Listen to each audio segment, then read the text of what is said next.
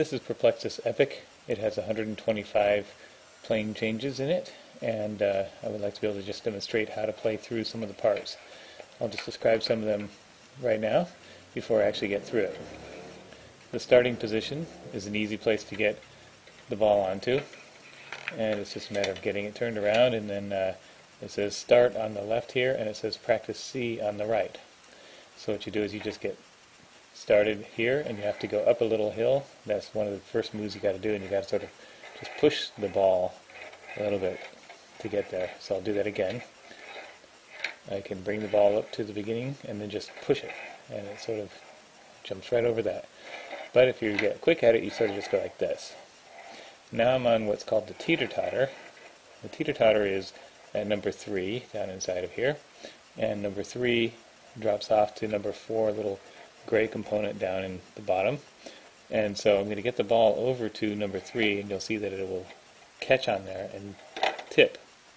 And when it tipped, it got down into number 4 and then number 5, and then that allows you to get onto a very tricky little part at number 6, which will be letting the ball swing down and around and then onto a long straight section. So that's how you get started, and then I'll just get you into some other kind of tricky moves. At number 18, there's a section called the corrugated track, and this little section right here, the upper side has little curvy, bouncy portions on it, and you'll see that it's kind of like a washboard. I can get stuck partly through, and so to be able to move, I can sort of just hop the container a little bit, and you can see I can subtly move back and forth. Now I'm at a section at number 19. If I drop down into this little hole, I will be at 20. It's a very particularly difficult spot that you have to just get used to. What I'm going to do is turn very carefully and then flick the container and get the ball into number 21. One of the nice things about Perplexus is that it is a portable game, and so now I'm at a park. We have a family party going on, so I just need to be able to keep on trying to get through this. I'm at number 25, and I'm at what's called the double-sided swish and fling. And the reason it's called that is because you have to go swish, fling to get around. And now I'm on the back side of that same U-shaped turnaround, and then now the back side of the swish and fling. Oh, and I fell off. And number 28 is something called the uphill climb. It's a very steep ride up onto the high plateau, and then you'll be coming around to what's called Dead Man's Curve, a very particularly scary location, and you have to end up going down to here. So here is my attempt.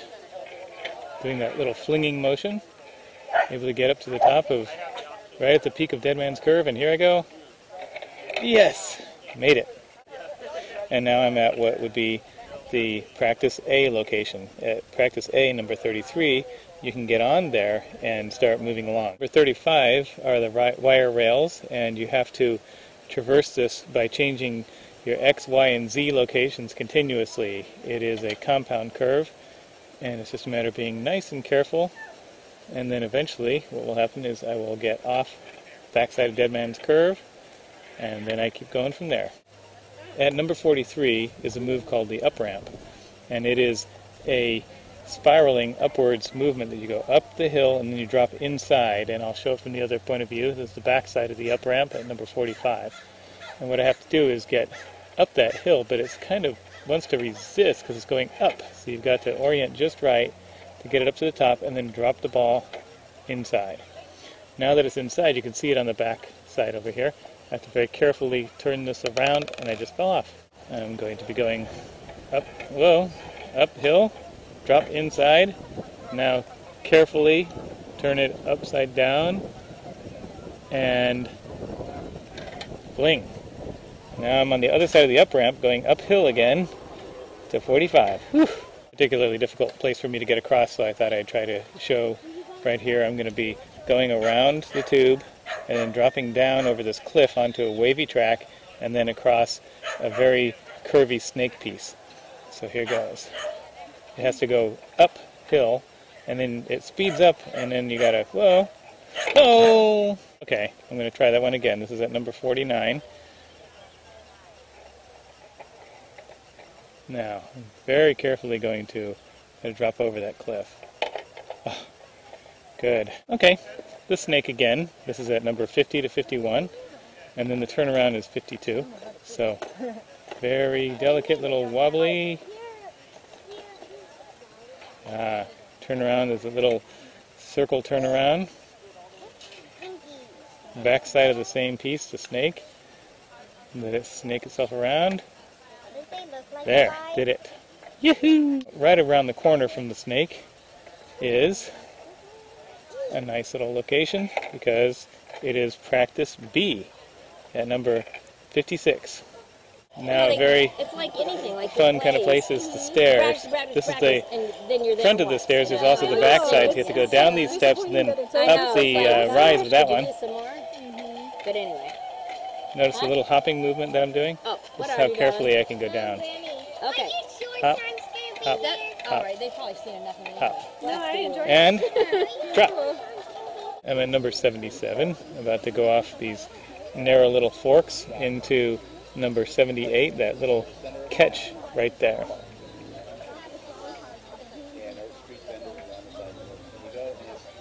Yes. I'm at the base jump. It's a very long move, this far. You've got to get the ball from at the top here to fall through this hole into the blue little funnel at the very bottom there. So I got to line it up right. The best place to line it up is where you can see almost down into it. Yeah, perfect shot.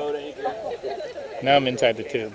Favorite places is the bottom side of the carriage, and you will see that there is a number 85 deep inside of there.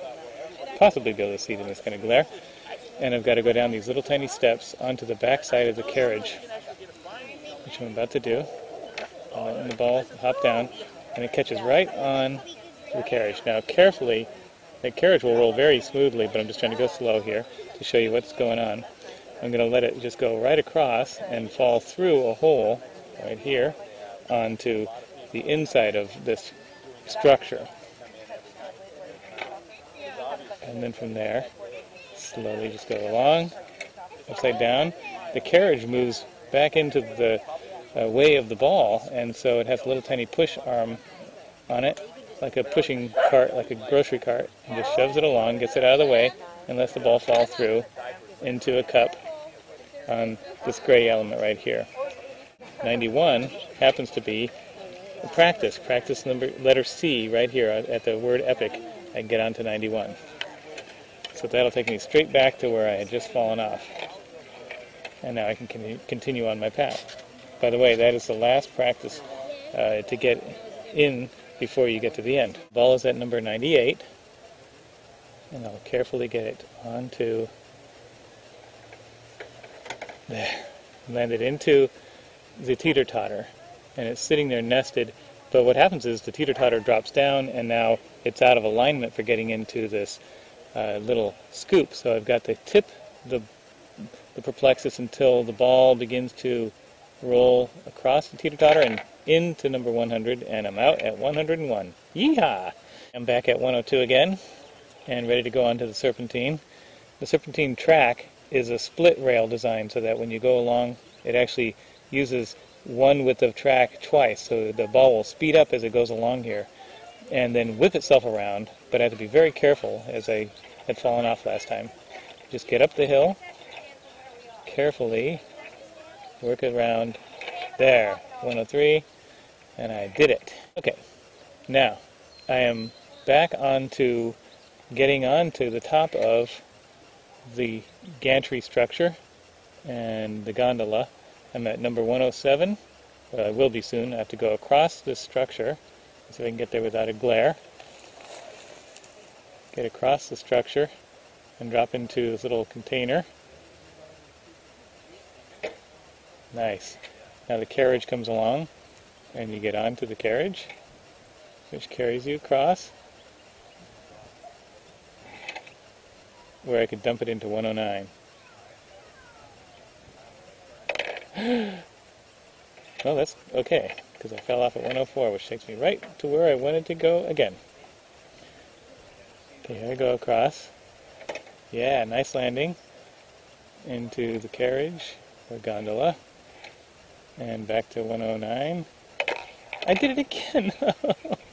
And number 117 is one of the signature pieces on Epic. It is the launch ramp, and a ball goes along this little gray piece, over and jumps in the air, and lands in the little blue container, and then continues on the backside.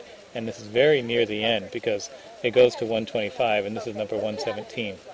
So here I'm going to try to line it up, and there's a little bit of a down slope right there, so it's a little bit tricky. And get around the corner and rest it. Now lining it up is the hardest part of getting this launch ramp to work well. But that hole that the ball will fall into is a fairly precise hole and will guide the ball down into the track appropriately. But if you have it out of alignment, out of plane, left or right, it'll miss the little bucket. So here it goes. Oh, I went backwards. Get turned around. Get it prepared. Try to hand. It's going to be very quickly done. There. Perfect landing.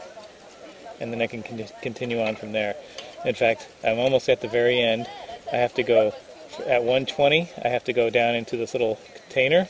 So the way I do it is that I sort of wiggle this until I get it just to go over the edge and drop in there.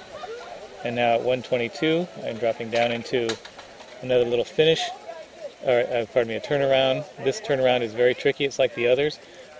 I'm in number 123. 124 is the path here, and number 125 is the finish. So I'm just inches away, and I've actually never made it to the end on this model. So here goes. Careful, careful. Yes. I'm at 123 and a half.